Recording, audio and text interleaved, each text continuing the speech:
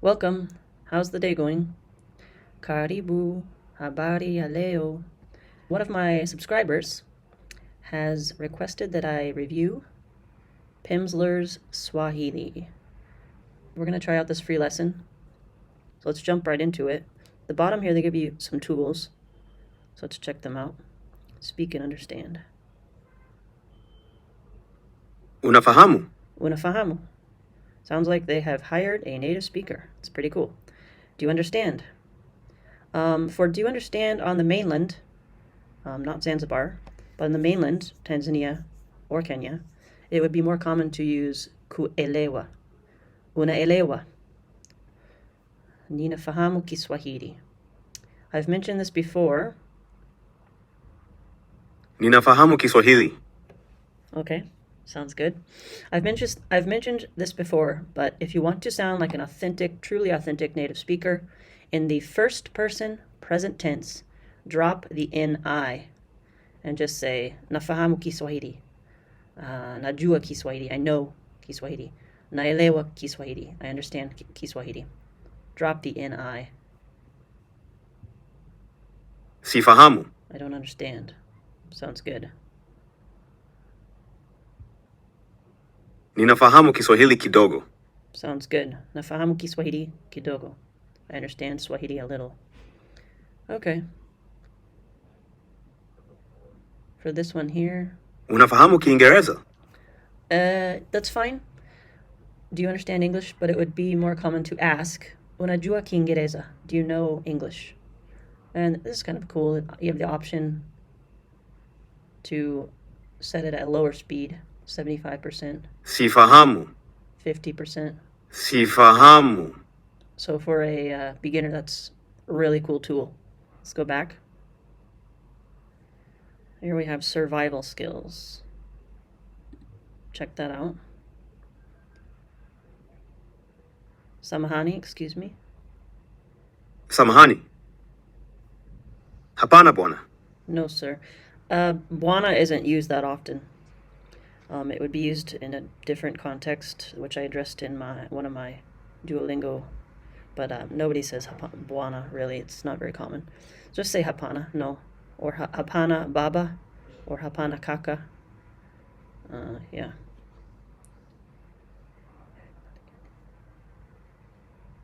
Wewe ni Marekani? Marekani, okay. His R is a little different. Usually you do kind of I forget what it's called in linguistics, but it's for the R in KiSwahili, it's not R, it's ara. You just lightly tap your tongue to the top of your mouth. Wewe ni Marekani. It bounces, just taps the top of the mouth. You can also say wewe Marekani with, you bring your tone up at the end to imply a question. If you're just making a statement, wewe Marekani. You can leave out the ni. Ndiyo dada. Ndiyo dada. It's fine, perfectly fine. Let's go back. Meet and greet. Let's check that out. It's the same things pretty much here. Polite phrases. Tanzanians are especially polite. Samahani. Samahani. Yeah. Excuse me. Say that, you can even go overboard with samahani. Then they'll say bila samahani, which is without excuse. That's a direct translation, but it means just, no worries. Again, if you want to be especially polite, you can add hapana kaka, hapana baba, no brother, no baba. Hapana, I would say hapana, asante lakini, rather, just a generic. It means no, thank you though. So, yeah, got 3.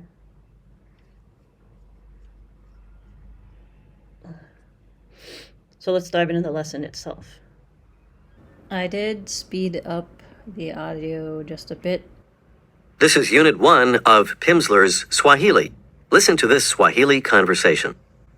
Samahani, wewe ni Marekani? Ndiyo dada, unafahamu Kiingereza? Hapana bwana, sifahamu Kiingereza. Ninafahamu Kiswahili kidogo.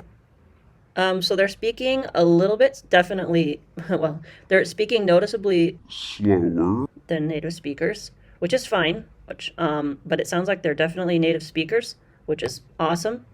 And they're also speaking in a more formal, very formal way. So again, with the prefix nina fahamu, normally people are just going to say nafahamu. You leave out that first ni. But otherwise, so far so good. Imagine an American man sitting next to a Kenyan woman in Nairobi. He wants to begin a conversation, so he says, "Excuse me." Samahani. Usually to start off a conversation, or if you're wanting to ask a question, if you say samahani, it's like that's way overdoing the politeness. I would just start off the conversation with a greeting, habari, and then they'll answer nzuri. Means habari means directly news, but basically what's up. Nzuri, not much we would say, but nzuri means fine or good. So start off a conversation just by using a greeting, I would recommend, rather than saying samahani. Ni. Ha. Hani. Mahani. Okay. Sa. So they're really going into Samahani. pronunciation here. Now he wants to ask her if she understands English. Kiingereza. Kiingereza. There's actually two I's, so Kiingereza. a very subtle Kiingereza. Kiingereza. Speaker stressed the next to last syllable. Reza. This is a common pattern in Swahili. Yes, almost all words in Swahili. This is what makes one of the things that makes learning Swahili easy compared to other languages. It's the second to last syllable that always has the stress. So you always know how to pronounce, where to put the stress. Samahani. It's a very polite way. Excuse me. You should repeat after the speaker gives the correct response, trying to make your pronunciation sound like his. Samahani. Now he wants to ask, do you understand? Here's the word understand. Just listen. Fahamu. Again, it's more, fahamu is fine, but it is more common to use elewa. Kuelewa, the verb kuelewa. Notice the stress again on the next to last syllable. Say, understand. Fahamu. Fahamu. Fahamu. Here's how to say, you understand. Listen and repeat. Unafahamu. Unafahamu. So I'm just noticing this right now, right off the bat, which is what I noticed in Pimsleur's French course, is that they are teaching you phrases, but they're not giving you grammar. So again, when you're learning any language, you need to combine several sources. So it does not tell you what is you. It's not telling you, what is me, I, or me, you, him, her, they, all that. They're not telling you that. And that's okay, but the Pimsleur's strength is that they use native speakers, and the accent, pronunciation, the sound is very, very good. Unafahamu. Unafahamu. Unafahamu. Here, the initial O sound is what means you, and the Na. indicates the present tense. Na is the present. Unafahamu. U is you. Do you remember how to say English? Kiingereza. And they go back and review. Sometimes with the Pimsleur lessons, it's almost like a little pedantic, a little slow. Like you want to go at a little bit faster pace. So that's a very minor complaint. But if you're learning a language, this repetition, it's fine. It's maybe you need it, and so then it's not a problem. Fahamu. Ask, do you understand? Yeah, for a question, you're going to raise your tone just slightly at the end, which is very common in a lot of languages. Unafahamu. Unafahamu. And in KiSwahili, in KiSwahili, people often really raise that last, in a question, they really raise the intonation at the very end. Unaelewa. like that. That's very common. Unafahamu. Unafahamu. And now ask again. Ask her if she understands English. Unafahamu Kiingereza? So every time he asks a question in English, that is when you should try to follow his instructions before the native speaker responds. Pimsleur gives a little gap between the question in English and then the response in the language that you're learning. Try really hard, if you remember, try really hard to say that before the response that they provide. And of course, with Pimsleur, you need to be saying everything out loud. These are not listening courses.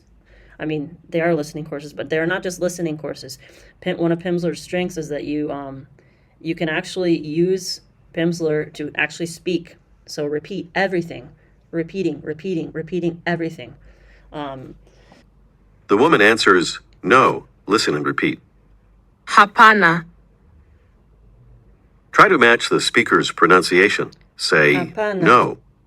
Hapana. Hapana. Try to match her tone as well. What's the word for sir or mister? Bwana. That's correct, but again, not used all that often, Bwana. Here's how to say, I understand. Listen and repeat. Ninafahamu. Nafahamu. Right here, this is what you should be saying. Nafahamu. Nafahamu. Drop that prefix, the ni, in front of nafahamu. Just drop it. You'll sound more authentic. Do you understand English? Unafahamu Kiingereza? It's a very good accent. Unafahamu Kiingereza? Pronunciation is very good. Let's jump forward a little bit here. Here is how to say, a little. Listen and repeat. Kidogo. Kidogo means a little, but if you want to be even more authentic, say kidogo too. It means just a little. Kidogo. Try to say, I understand Swahili a little. Nafahamu KiSwahili kidogo too. Just a little. Ninafahamu Kiswahili kidogo. Kidogo too.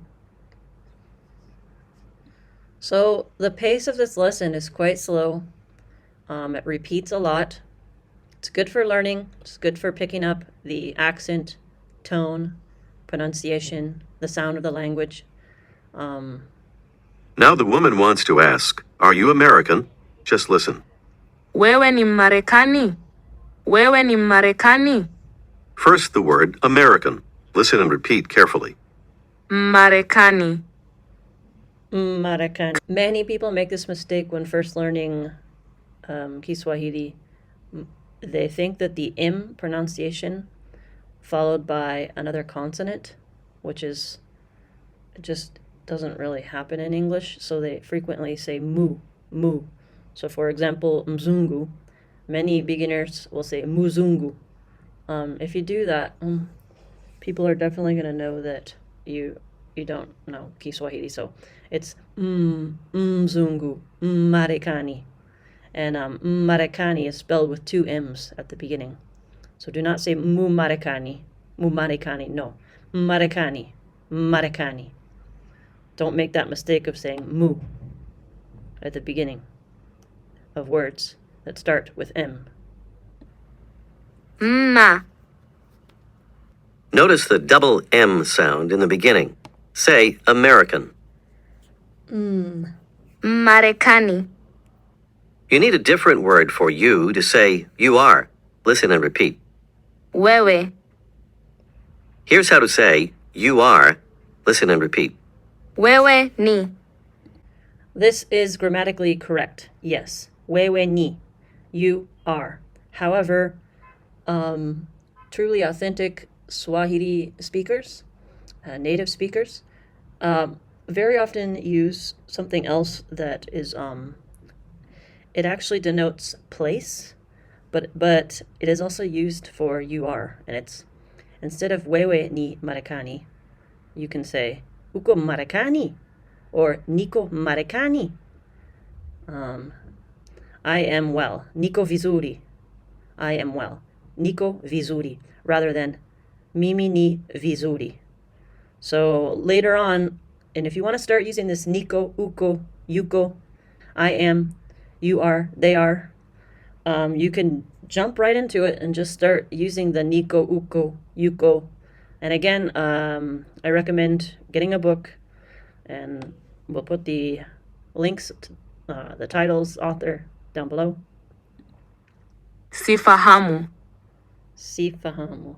Si is the first person negative. Sifahamu Kiingereza. Or sielewi Kiingereza. So this is kind of a cool thing about Pimsleur is the conversation in the very beginning that you most likely will not know or only hear a few words. The intent of these lessons is that towards the end of the lesson here, you will be able to understand that conversation completely. So that's kind of a cool thing about Pimsleur. Comprehension of the conversation towards the end of the lesson is very good with practicing listening, hearing, comprehension, because that is a very difficult thing in language learning. I would say probably the most difficult thing. Reading is probably the easiest.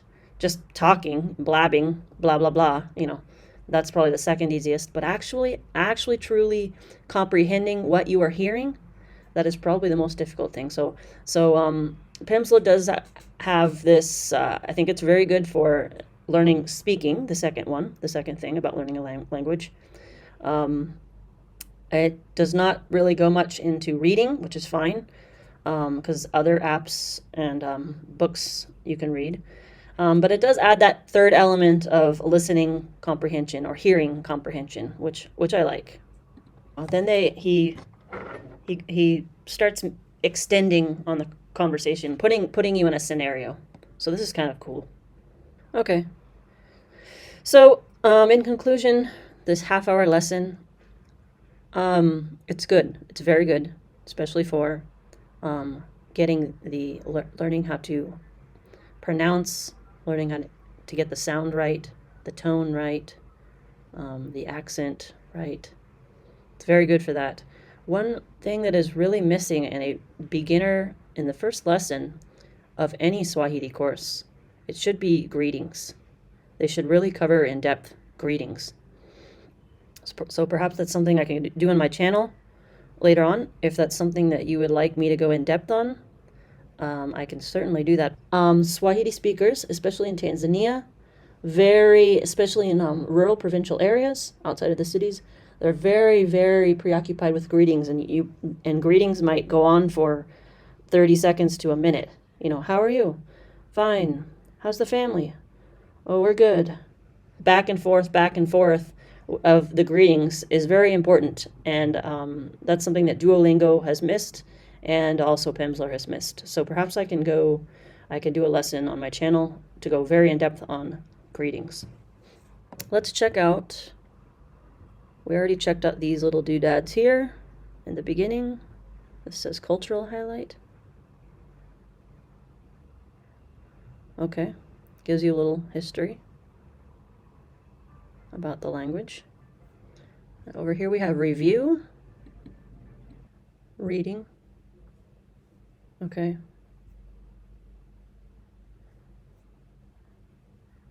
So you're just reading words, you get to hear them. Habari gani? Now read number 12. Habari gani? Habari gani? Habari gani? So more review here. Flashcards. Oh, cool. Go back and forth. Ninafahamu. I understand. Ninafahamu. Click to flip card. I understand. Okay. Very cool.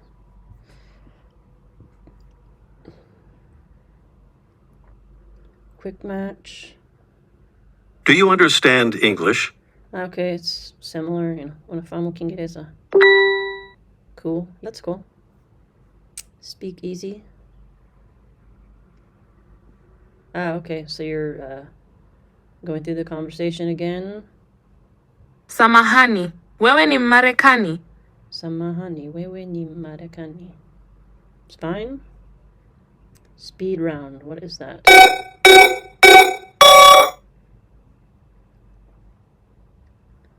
Bwana.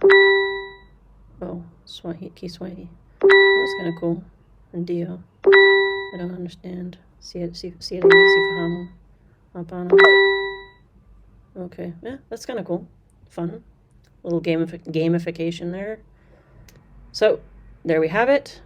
We have finished our lesson. Done. That was my introductory course. As you can see, lesson 2 has not been unlocked because I have not paid. If you can pay, I think it's worth it. But combine it with a book, an app, something else that teaches you the grammar. But otherwise, you have to pay. So my conclusion is that I really like they've obviously hired native speakers. So I really like their teaching grammatically correct. There's a few things I would tweak so that you could sound more authentic. But otherwise, I would recommend using Pimsleur in combination with something else. Maybe do one day of Pimsleur, and the next day you read a chapter in a book. Start getting the grammar. So yeah, I recommend this. I would give this a higher grade than Duolingo. I would rank this higher than Duolingo. It's better. So recommended for me. 2 thumbs up. And that is my review of Pimsleur.